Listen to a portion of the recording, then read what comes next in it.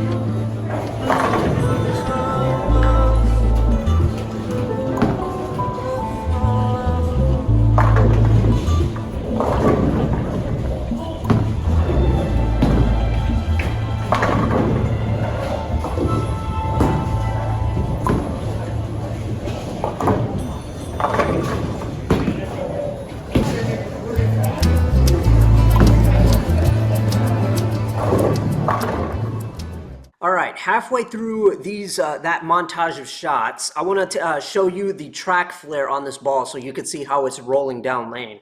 So as you can see here, the lines are pretty close together, and the track flare, that's still pretty insane how it gets from about there to about there.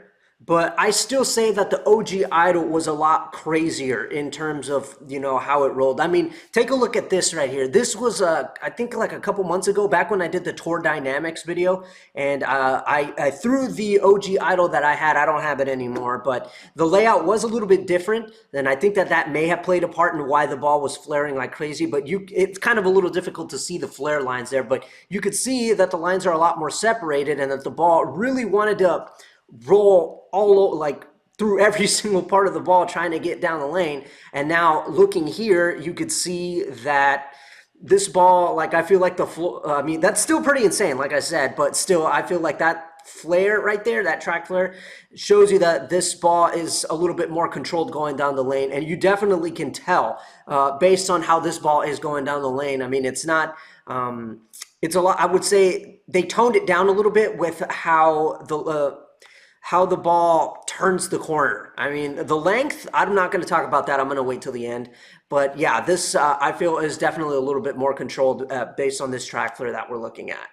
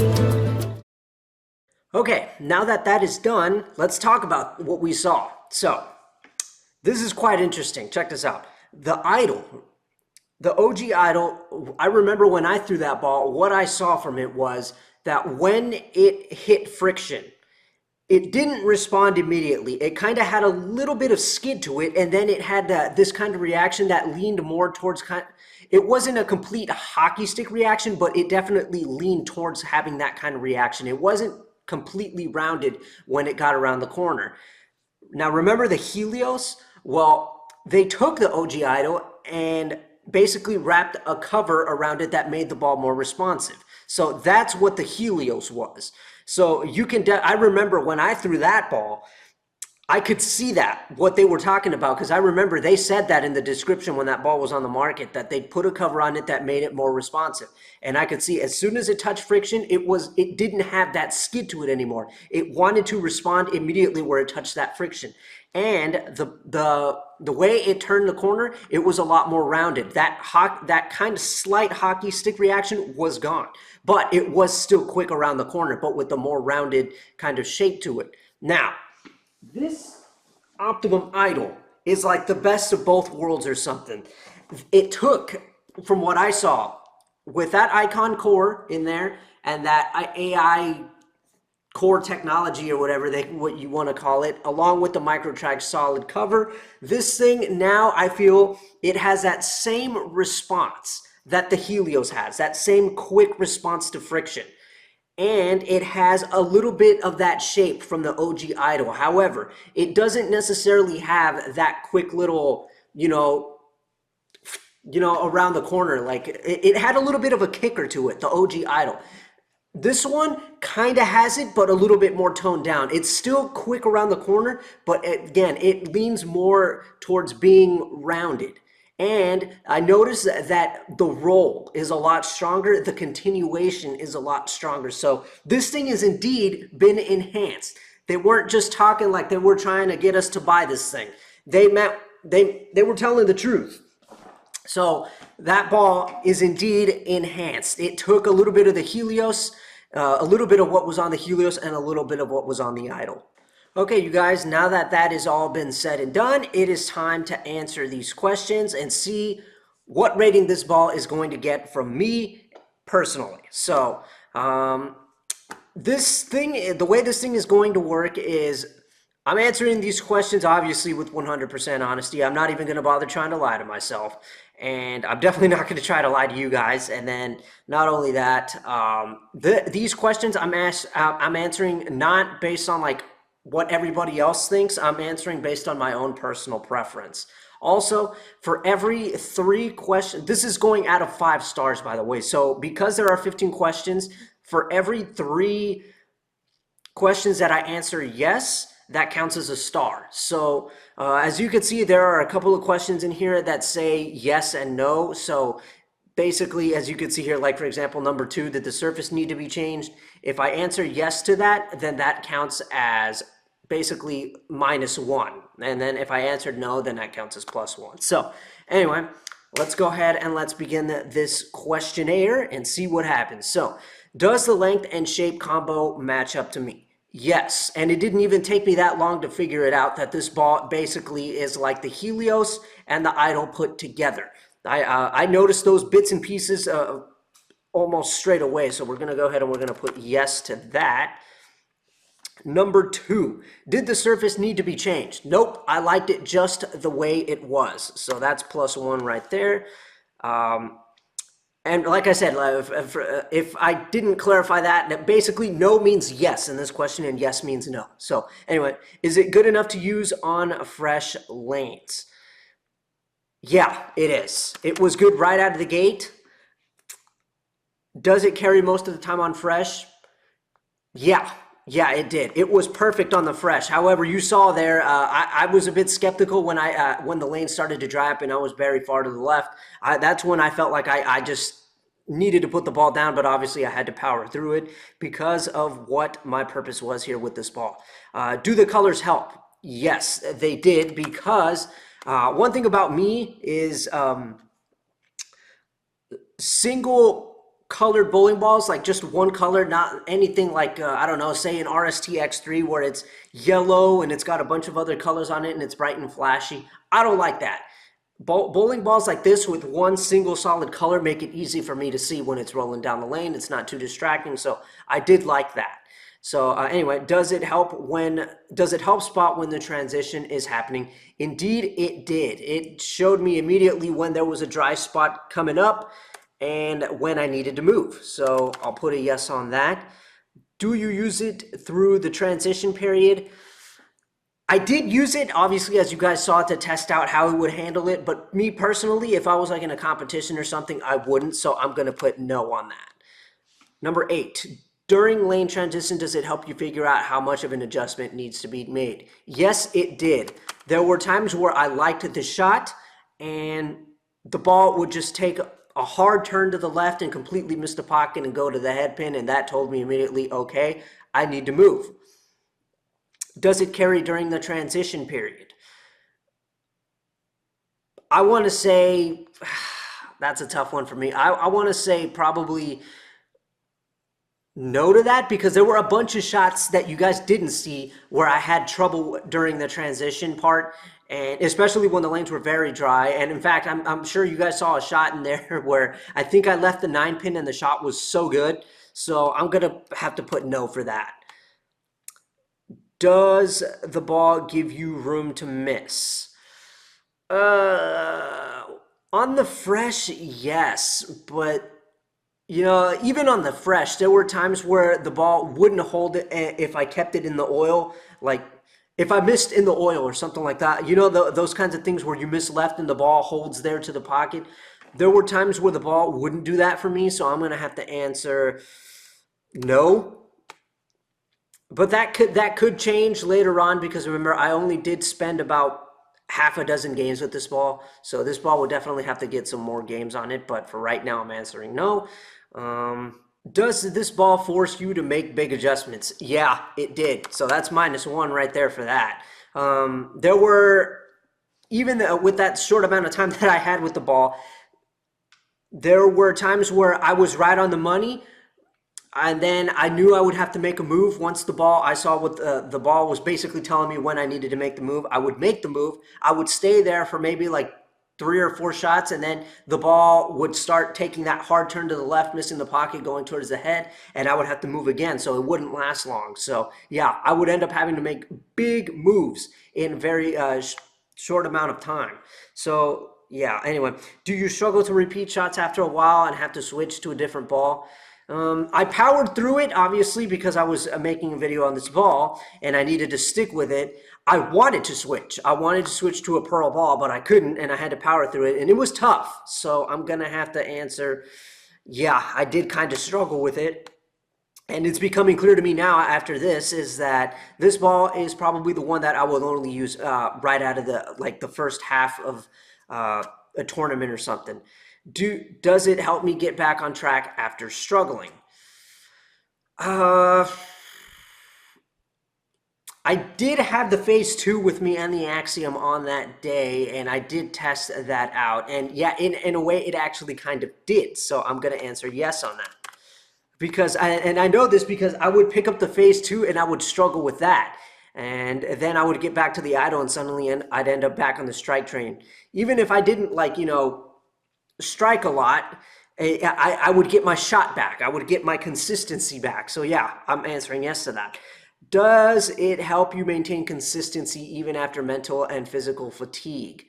No, it didn't. I was tired. I was getting sweaty. And again, there were a lot of shots that you didn't see in there, but I was struggling quite a bit. And last but not least, am I confident enough to use this in competition? Leagues and tourneys? League, yes. I could definitely use this ball, and I feel like it could last me the entire night because obviously it's only 3 games, even though there are a lot of people and we have to be mindful of what other people are using, but I still think that I could use this.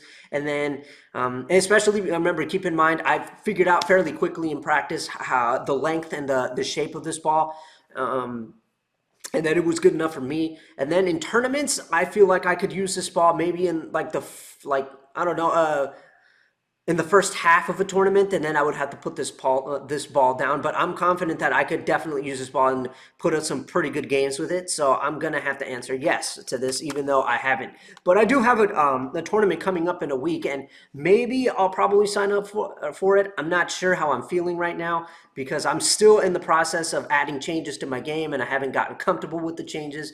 So...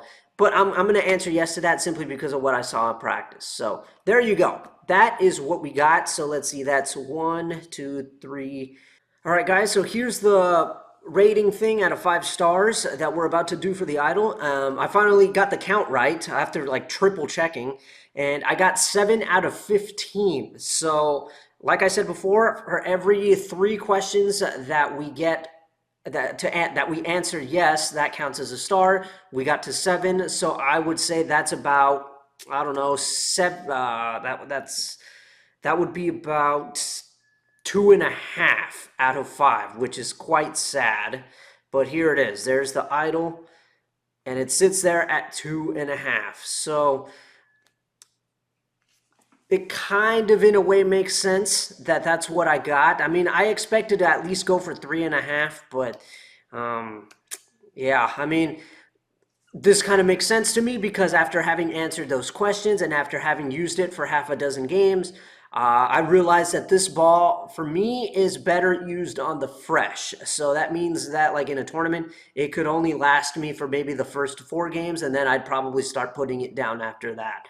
So yeah, this kind of makes sense to me that that's the rating that I got. I know it kind of sucks because it's the Optimum Idol. It's a great ball. It's based off of the OG Idol, and they took some bits and pieces off of the Helios, well, not completely, but because of the AR cord technology, it makes it feel like they took some bits and pieces off of the Helios. But yeah, that's what it's like for me. This kind of makes some sense. Because, you know, something like the Fate or the Journey, I believe, got a perfect 5, if I'm not mistaken. It makes sense because those bowling balls for me are great on the fresh and great when the lanes start to dry. And I proved with the Journey.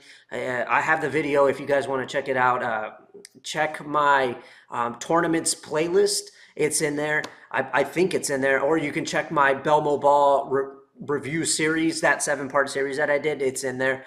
It's like an hour-long video, I think. I proved there that I could use the Journey for an entire event, and that alone, and I put up some really good numbers too. So that alone proved that why that ball got a perfect 5. And then this one, I don't believe that I mean, I know I could put up some good numbers for the amount of games that I could put on this ball, but it sucks that it wouldn't. I'm not comfortable because of my personal preference. I don't feel like I could be comfortable using this ball for an entire event. I could probably make it through an entire league night with it, but other than that, I don't think it would. I don't think I would be able to use this ball for an entire event. And also, this is me talking about the kind of event that would only put out a house shot.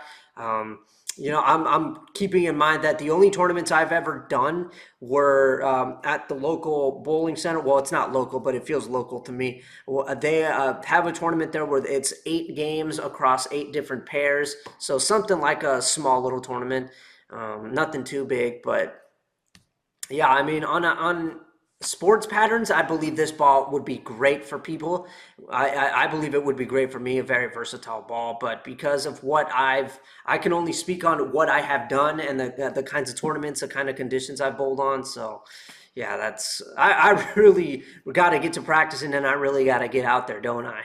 But anyway, there you go, 2.5 for the Optimum Idol. And also, before I go, I'm thinking about doing another video with the Optimum Idol, and this time I figured I could do it by comparing the Axiom alongside it, and I've also got the Phase 2 as well. So, and the best part is they're all drilled just like this. I'm sorry, hold on a second. There you go. They're all drilled like that, the same, with the pin above the bridge there and the CG over. So yeah, if you guys want to see a video on that, like a little, I can make another video.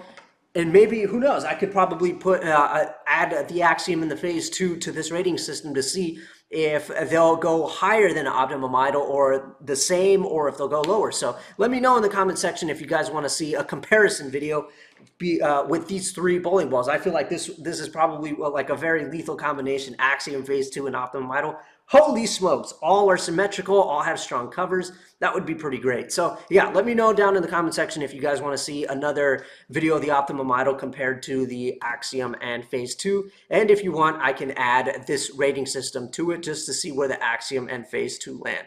So anyway, that is my take on the Optimum Idol. That is how I did with it. That's my thoughts. That's where it ended up on the ratings. Kind of sad, but again, it makes sense because of my personal preference. So there you go. So I'm Frank the Tank. That's the Optimum Idol. I will see you guys next week.